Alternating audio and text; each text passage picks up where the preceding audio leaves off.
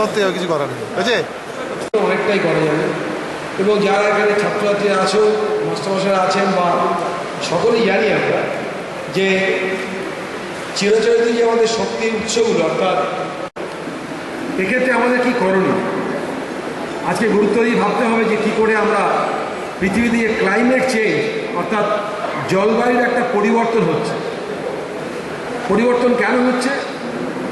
আমাদের water vapour, nitrous oxide, এই ধরনের গ্রিনহাউস গ্যাসগুলো, এদের মেইন কাজটা হচ্ছে এরা সূর্যের যে আলো আসে, যে তাপ আসে, সেই শক্তিটাকে ধরে রাখতে পারে।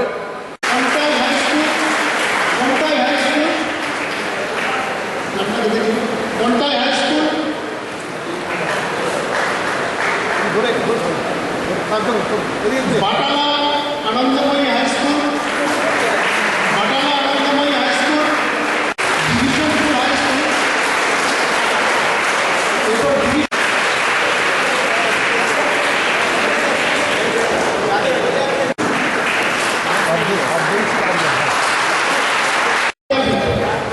এটা আমাদের একদম প্রাথমিক স্তরে।